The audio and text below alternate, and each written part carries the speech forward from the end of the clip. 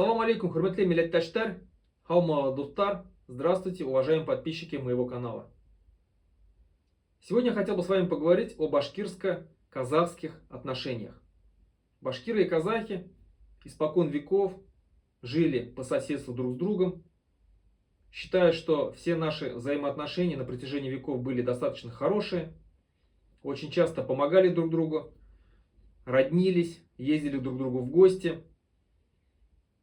Да, были, конечно, как и у всех народов, которые соседствовали друг с другом, были небольшие приграничные конфликты, но они были незначительными. Никогда у нас не было такого, чтобы мы воевали, серьезно конфликтовали, серьезно, чтобы какая-то война была между башкирами и казахами. Такого никогда не было. Да, было такое, что приворовывали друг у друга скот. Молодежь ради удальства воровали лошадей, воровали невест друг у друга. Барымта так называемая. Но еще раз говорю, до каких-либо серьезных войн такого не доходило. Мало того, были в истории такие моменты, когда башкиры обращались к ханам, казахским ханам, приглашая их, чтобы они, скажем так, ханствовали на башкирских землях. Вот об одном из таких событий я хотел бы вам сегодня и рассказать. Но прежде чем я начну, я бы попросил вас, тех, кто еще не подписался на мой канал, сделать это, поставить лайки и вообще по итогу этого видео написать потом в комментариях, что вы вообще думаете об этом. Итак, начнем с того, что я буду опираться на книгу американского историка Алтон Стюарт Данелли, который написал книгу «Завоевание Башкирии Россией 1552-1740 года».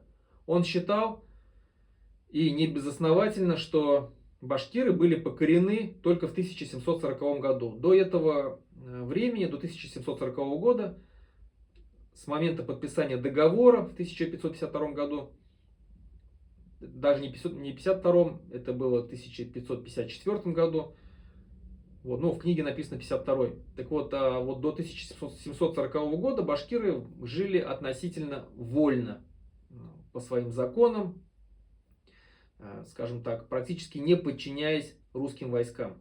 Вели, в случае чего сразу же начинались войны. И в этом казахи очень сильно помогали. В случае чего башкиры всегда могли, если силы были неравны, отойти, уйти в казахские степи и там скрыться. В этом казахи всегда им помогали, укрывали у себя. Так вот, в 1734 году российская императрица Анна Иоанновна подписала указ о создании так называемой Оренбургской экспедиции. Автором и вдохновителем этой Оренбургской экспедиции, этого проекта, был соратник Петра I Иван Кириллов. Петр I еще сам, когда был императором, мечтал о завоевании всей Центральной Азии и вообще, чтобы дойти до Индии. Даже была попытка, о которой я впоследствии расскажу. Так вот, так как Иван Кириллов после смерти Петра I тоже мечтал как бы продолжить дело Петра I и дойти до Индии. Но для этого нужно было ему как-то сперва завоевать Центральную Азию. Так вот, для этого был именно образована вот эта Оренбургская экспедиция, которая имела под собой две цели. Первая, самая главная цель была именно завоевание Центральной Азии и в дальнейшем продвижение к Индии. Все мечтали тогда, все цари, все императоры мечтали дойти до Индии, потому что она тогда считала, что это чуть ли там не какая-то золотая страна. Да? Так вот, для этого нужно было построить какой-то форпост, чтобы в дальнейшем как бы двигаться с этого форпоста для завоевания земель. Вторая цель у этой экспедиции была покорить до конца гордых и свободолюбивых башкир и замкнуть их в территориях Российской империи. Вот именно для этого была создана так называемая Оренбургская экспедиция, основная цель которой была построить город Оренбург между башкирскими и казахскими землями и построить цепь крепостей, через которые они бы замкнули бы башкир внутри Российской империи Ну и в дальнейшем, чтобы с этого Оренбурга, как с форпоста, двигаться для завоевания Центральной Азии. Башкиры, когда узнали об этом, началась война. Возглавил войну так называемый Кельмяк Абыз Нурушев. Кстати, он был с рода Юрматы, это с этого рода я тоже. И война была достаточно жесткая. Тогда поднялись все башкиры всех 4 дорог. Это дороги, это территория, так называлась, 4 территории. А вся башкирская земля делилась на 4 территории. Казанская, Сибирская, Ногайская и Осинская. И эти территории назывались дорогами. Дорога, мы знаем, да, что это монгольское название. От монголов осталось. Так вот, поднялись все 4 дороги. И достаточно жесткие были столкновения. Башкиры уничтожали целыми отрядами российских карателей. Даже было такое, вот описывает Антон Данелли, что и 1500-тысячный отряд русских был уничтожен башкирами. Но крепость все равно строилась. Сперва она была построена на месте сегодняшнего Орска. В дальнейшем она была перенесена. Башкиры сопротивлялись этому. В 1737 году, к тому моменту уже Иван Кириллов умер. И вместо него был назначен командующими делами башкирской комиссии, так называемый, Василий Татищев. Он устал воевать с башкирами и решил, скажем так, переложить это дело на казахов. Попытался вовлечь их, натравить казахов против башкир. К тому моменту уже хан Абулхаир, хан младшего Жуза, в 1731 году заключил союз с Российской империей и принял подданство, так называемое. Так вот, именно к нему и обратился Василий Татищев с просьбой, чтобы он, скажем так, усмирил башкир, предложив ему, хану Абулхаиру, за голову каждого лидера башкирской войны от 60 до 100 рублей. Либо как бы убить, либо взять в плен. Как бы предпочиталось, чтобы в плен взять. Вот. Хан Абулхаир сперва согласился и с небольшими войсками своими вторгся на территорию башкирских земель. Но Василий Татищев не рассчитал то, что и башкиры, и казахи — это два, как я до этого сказал, были близко родственных народа, которые веками взаимодействовали друг с другом, дружили, роднились. И когда хан Абулхаир встретился с лидерами вот этого башкирского восстания, вот этой башкирской войны, те очень быстро убедили хана Абулхаира перейти на сторону башкир. Даже мало того, они выдали, один из лидеров башкирского вот этого восстания выдал дочку замуж за хана Абулхаира. Когда узнал об этом Василий Татищев, он был в ярости, глубоко пожалел о том, что вообще втянул казахского хана во все это, в башкирско-русскую войну. Вот. И хан Абулхаир уже начал нападать на некоторые отряды российских войск. Что потом произошло? В это время некоторые, скажем так, старшины сибирских и ногайских дорог, надо сказать тогда, что башкиры не действовали тогда едино. То есть каждый, какие-то определенные старшины со своими войсками, со своими отрядами действовали раздельно, нападая на русские крепостя, на русские карательные отряды, на русские селения, сжигали монастыри, заводы и так далее. Но каждый, в общем, действовал, не было централизованного какого-либо управления у башкир. Так вот, некоторые старшины сибирской и ногайской дороги решили отправить посла к хану Среднего Жуза. Хану Среднего Жуза, хану так называемому Бараку. Посол от башкир приехал к ним, и они попросили хана Барака, хана вот этого Среднего Жуза, с просьбой, чтобы он помог, оказал поддержку башкирам войсками, и также, чтобы хан Барак, скажем, принял башкир в подданство, под свое подданство.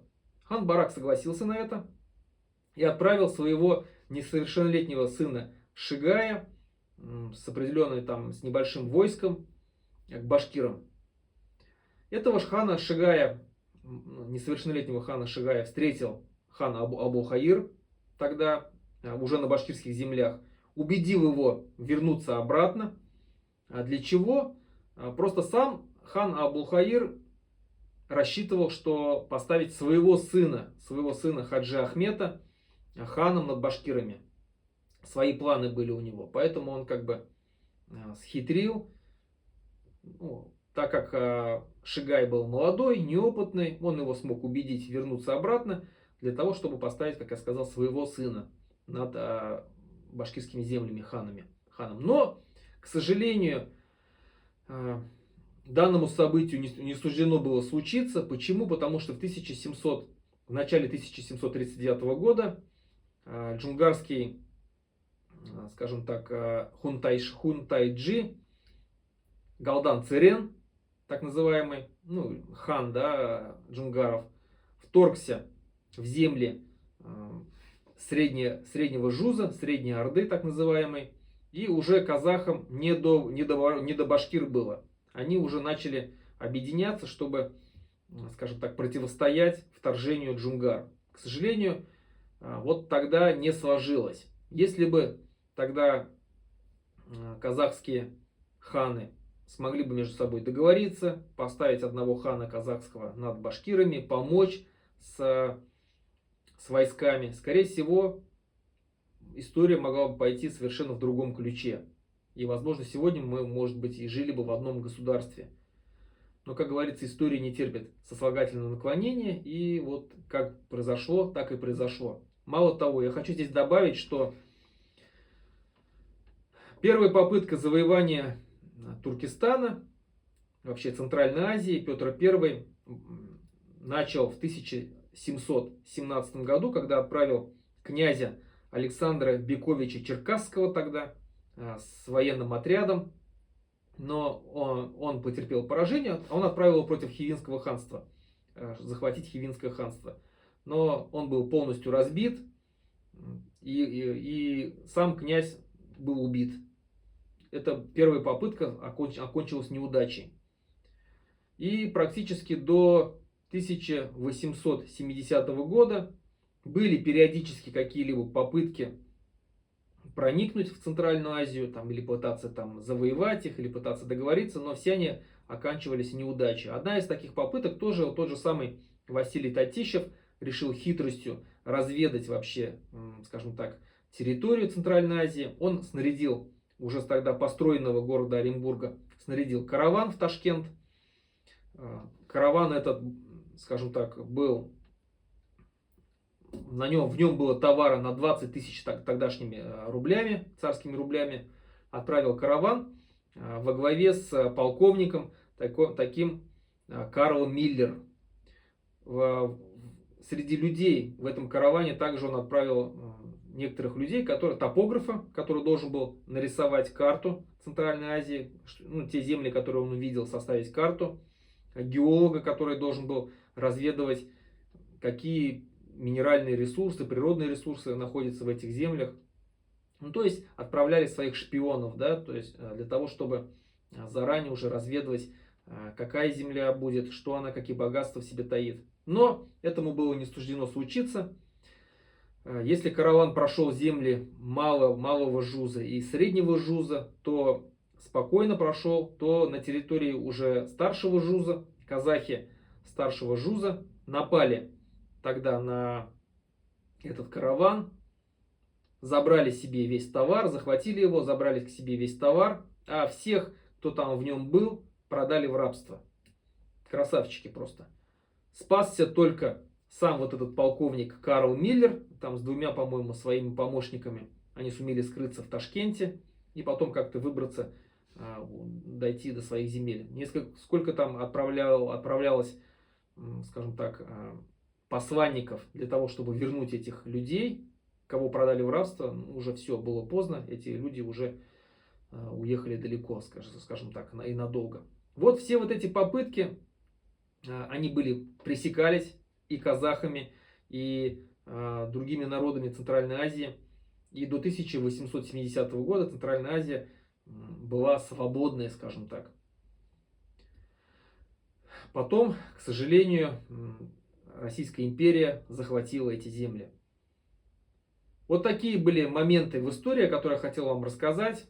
И башкиры, вот в этой во всей истории видно, что башкиры были, скажем так, очень близко взаимодействовали, тесно взаимодействовали с народами Центральной Азии, в первую очередь с казахами.